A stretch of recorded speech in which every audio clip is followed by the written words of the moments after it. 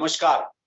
आज बात करेंगे पश्चिमी उत्तर प्रदेश की बढ़ती हुई, बदलती हुई राजनीति पर। और इस राजनीति में जब पश्चिमी उत्तर प्रदेश की हम बात करते हैं, तो पश्चिमी उत्तर प्रदेश का इलाका मायावती के गढ़ के रूप में माना जाता है।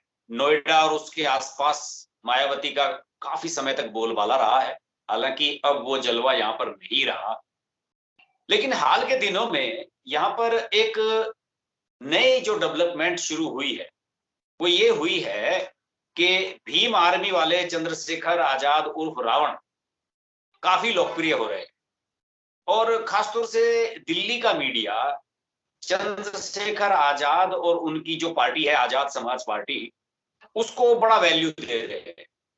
सभी चैनल्स उनके इंटरव्यू कर रहे हैं और सबको ये लग रहा है कि ये आने वाले समय में मायावती को दलित वोट बैंक के मामले में बीट करने जा रहे हैं। इस बारे में आज हमने सोचा कि चर्चा की जाए, और चर्चा करने के लिए सबसे उपयुक्त पर्सन है, ग्रेटर नोएडा से हमारे साथ जुड़ रहे हैं देवेंद्र शर्मा।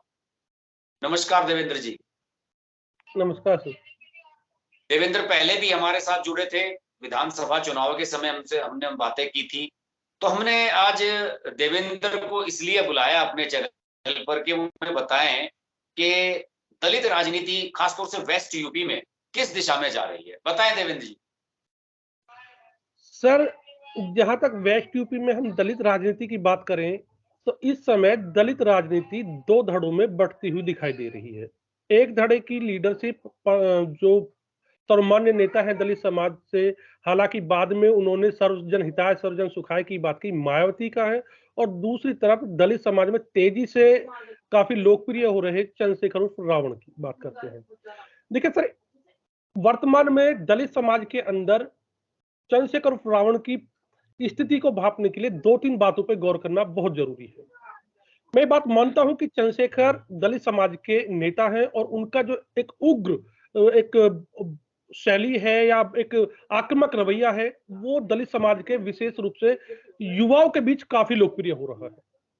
लेकिन इसके बावजूद भी मैं ये भी मानता हूं कि चंद्रशेखर उर्फ रावण और मायावती के बीच बहुत बड़ा गैप है, जिसे पाटना भी चंद्रशेखर रावण के लिए बड़ी चुनौती है।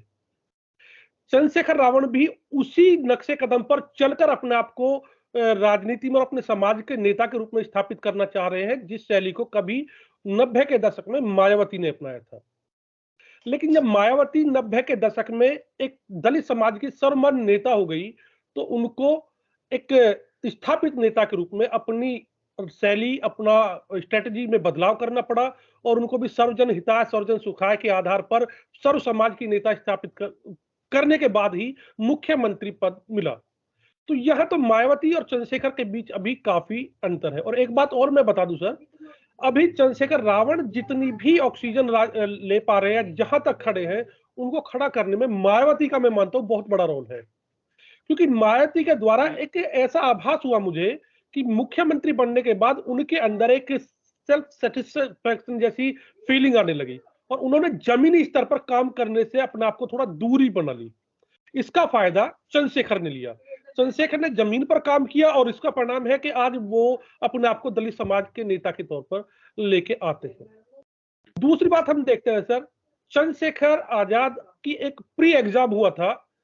मैं मानता हूं पिछले जो 2022 के विधानसभा चुनाव हुए थे उत्तर प्रदेश के, उनको मैं उनका प्री एग्जाम मानता हूं और इस प्री एग्जाम में वो फेल हुए हैं। और अब सवाल उठता है कि ऐसा क्या हुआ कि लगभग 10 महीने के बाद ही दलित समाज में राजनीति के लिए राजनीतिक चिंतकों को, राजनीतिक विश्लेषकों को चंद्रशेखर आजाद को फोकस करके दलित राजनीति की फिर से चर्चा करनी हुई। इसके पीछे सबसे बड़ा कारण है पीछे उत्तर प्रदेश के हुए उपचुनाव। इन उपचुनाव में चंद्रशेखर रावण ने खतौली चुनाव में एक अहम भूमिका निभाई और इस भूमिका में उनके जो भाजपा को हार मिली और गठबंधन जीत गया, इसमें चंद्रशेखर की भूमिका को काफी सराहा गया और इसी का परिणाम है कि वो तेजी से राजनीतिक चर्चा का केंद्र बिंदु बने हैं। अब यहां पर एक बात मैं और कहता हूं सर, ये जो खतौली चुनाव में एक अहम भूमिका हमारे राजनीतिक विश्लेषक मान रहे हैं, वो थोड़ी या तो चूक कर रहे हैं या उस चीज की चर्चा नहीं कर रहे हैं। खतौली चुनाव के अंदर हर पार्टी का अपना अपना एक ओपोनेंट था। जो समाजवादी पार्टी और आरएलडी गठबंधन ने जो चंद्रशेखर को अपने साथ मिलाया, इसके पीछे बड़ा कारण था कि वो मायावती को साधना चाहते थे और इसमें बहुत हद तक चंद्रशेखर सफल भी हुए। लेकिन इस सफलता के पीछे बहुत बड़ा कारण था कि मायावती खतौली से अपने आप को अनुपस्थित रखा। हाँ, उपचुनाव में उनका कोई प्रत्याशी नहीं था। जी जी जी, इस जो क्रेडिट खतौली उपचुनाव में चंद्रशेखर के लिए जाता है, इसे मैं एक तरह से ऐसे कह सकता हूं कि एक दंगल में दो पहलवान उतरे हो और एक पहलवान चोट लगने के कारण एब्सेंट हो गया हो और जो दंगल में आ चुका था उसे बाई मिलकर विनर घोषित कर दिया गया हो।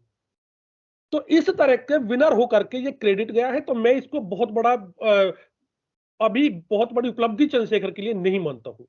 आगामी जो नगर निकाय चुनाव होंगे या आने वाले आगामी लोकसभा चुनाव होंगे, जिनमें चंद्रशेखर की बड़ी अपोनेंट मायावती खुद को उतारने वाली है, तब वो मायावती को कितना डिफीट करते हैं, कितने उनको पकड़ पाते हैं, तब इनकी प्रासंगिकता राजनीति में और विपक्ष के लिए जाहिर होगी। अच्छा देवेंद्र, अब मायावती का 15 जनवरी को जन्मदिन भी आ रहा है और एक इस बार मैंने वीडियो भी बनाया है इस पर के मायावती ने अपने जन्मदिन के लिए कैलाश खेर से एक गीत गवाया है। उस गीत को बजाया जाएगा और फिर सब जगह कार्यक्रम आयोजित किए जाएंगे। ये जो मायावती का राजनीति करने का पैटर्न है कि एक गॉडेस की तरह, एक देवी की तरह खुद को प्रेजेंट करना कि साहब मैं दलित की बेटी हूँ, मसीहा हूँ दलितों की, और दूसरी तरफ उनका सोने के, गोल्ड के, ज्वेलरी के प्रति अट्रैक्शन, पैसा इकट्ठा करने के प्रति अट्रैक्शन। क्या आपको लगता नहीं कि ये चीज एक्सपोज हुई है और मायावती का जो असली रूप है वो लोगों के सामने आया है? हाँ, एक हद तक आप बिल्कुल सही कह रहे हैं सर। मायावती का यही एक तरह का रवैया था, वन मैन आर्मी बसपा के रूप में चलती थी। लेकिन जब तक मायावती सत्ता में थी तो उनके इस रवैये ने उनके समाज पर कोई प्रभाव नहीं डाला, क्योंकि उनका समाज इनसे लाभान्वित था या इनको अपने उसके रूप में मानता था। लेकिन जैसे ही मायावती सत्ता से दूर हुई है और उसके बावजूद भी मायावती का यह रवैया, अपने आप को देवी स्वरूप समझना और जन्मदिन को बड़े भव्य तरीके से मनाना, इस पर उनके समाज के लोग ही खुद सवालिया निशान लगाने लगे। मायावती इस चीज को समझने में काफी देरी की और इस देरी के बीच ही चंद्रशेखर उनके एक समाज के अंदर ही अपोनेंट के तौर पर उभर के सामने आए हैं। कैलाश खेर की जो आप बात कर रहे हैं, हालांकि रवैया वही पुराना है, लेकिन अब चूंकि मायावती के द्वारा मुझे पता चला है कि बसपा भी नगर निकाय चुनाव में अपने हाँ। प्रतिनिधि उतारेगी, जबकि उतारती नहीं थी। तो इससे एहसास होता है कि बसपा की टॉप लीडरशिप और मायावती को भी यह एहसास होने लगा है कि अब हमें भी जमीन पर उतरकर काम करना होगा। बाकी जो आप बता रहे हैं कि रवैया तो वही है, लेकिन हाँ, थोड़ा संशोधन जरूर है। इस कैलाश खेर के गाने के द्वारा हो सकता है कि जमीन पर एक मैसेज देना चाहते हो, एक जैसे यात्राएं निकालते हैं या घर घर मैसेज ड्रॉप हाँ। करना चाहते हैं, वो एक इनका एक टारगेट हो सकता है। अच्छा, इसमें थोड़ा सा हम चंद्रशेखर आजाद और मायावती की राजनीति से थोड़ा सा अलग ये चलेंगे कि सतीश चंद्र मिश्रा को मायावती ने विधानसभा चुनाव से पहले लगाया था ब्राह्मण सम्मेलन कराने के लिए कि साहब हम ब्राह्मण और दलितों का कॉम्बिनेशन इस बार बनाएंगे। सोशल इंजीनियरिंग जो 2007 में जिसकी वजह से मायावती जीतकर सामने आई थी। आप चूंकि ब्राह्मण भी हैं, वेस्ट यूपी में आप जानते हैं कि नोएडा का सारा इलाका मायावती का एक तरह से घरेलू इलाका है।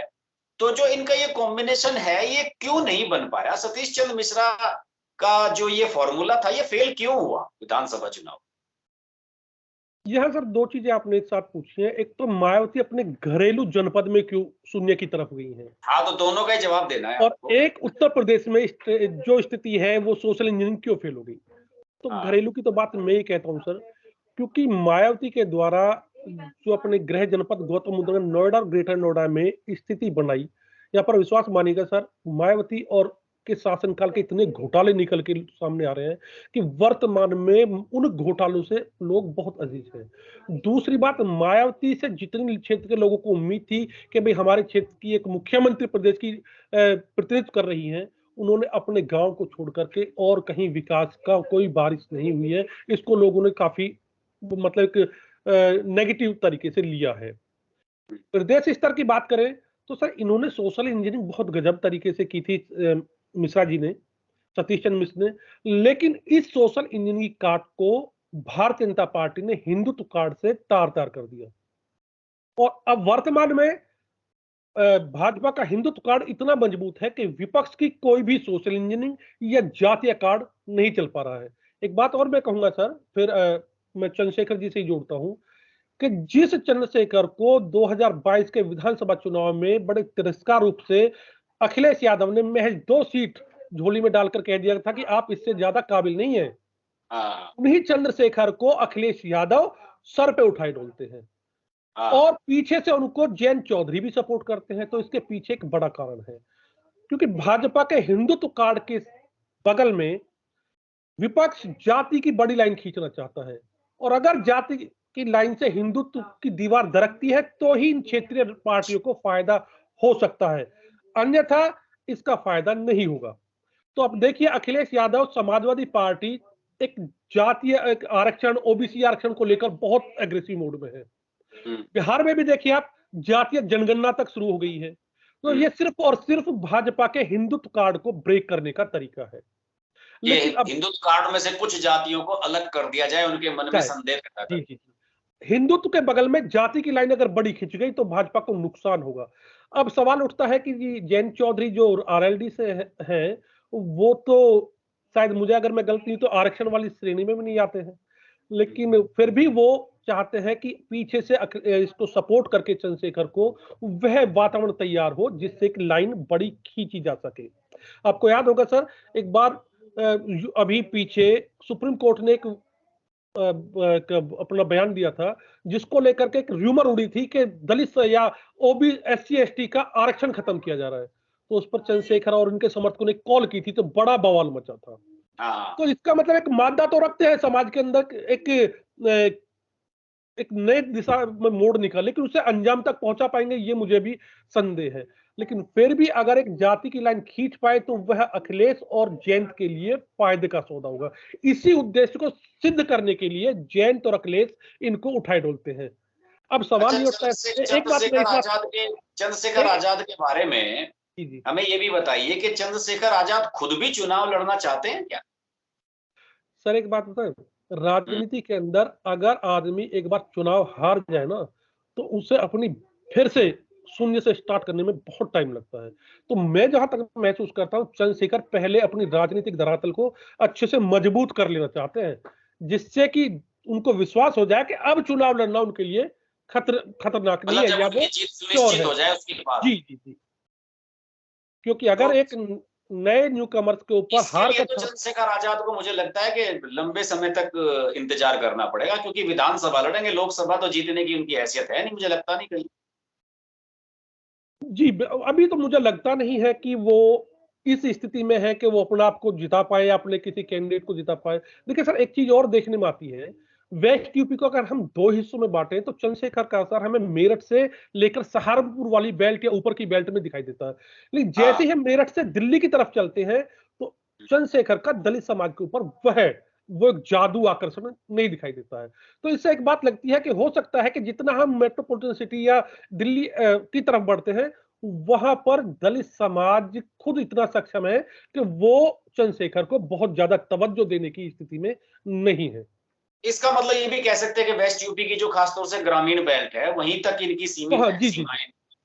या हाँ, ये कह सकते हैं कि उनके ऊपर इनका जादू चल जाता है, इनकी बातों का जादू चल जाता है, या जो ये एक एग्रेसिव मोड अख्तियार करते हैं, उसमें वो लोग फंस जाते हैं।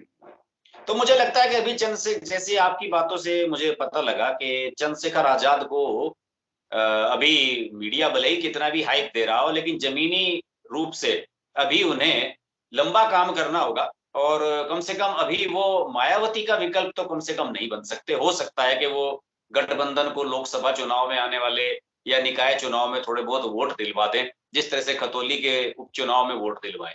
इससे ज्यादा भूमिका आप नहीं देखते हैं देखिए चंद्रशेखर। सर, भले ही मायावती इस समय राजनीतिक तौर पर बहुत अपने सबसे बुरे दौर से गुजर रही हैं, उनकी पार्टी बुरे दौर से गुजर रही है, लेकिन इसके बावजूद भी वो एक स्थापित नेता है सर। और अभी स्थापित नेता बनने में चंद्रशेखर आजाद को वक्त लगेगा। हालांकि मैं पहले कह चुका हूं कि उसी शैली को वो अपना रहे हैं।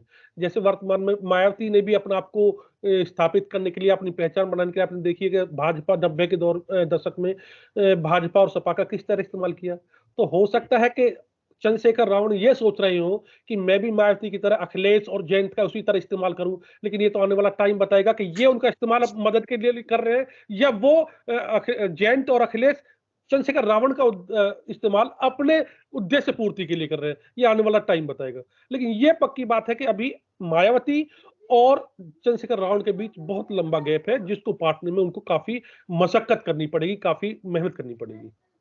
चलिए देवेंद्र जी, आपकी ये बातचीत बड़ी बढ़िया रही और आपने मायावती को अभी भी आप गेम से बाहर नहीं मानते हैं और चंद्रशेखर आजाद को अभी एक लंबा समय, एक लंबा रोड मैप अपने लिए तैयार करना होगा।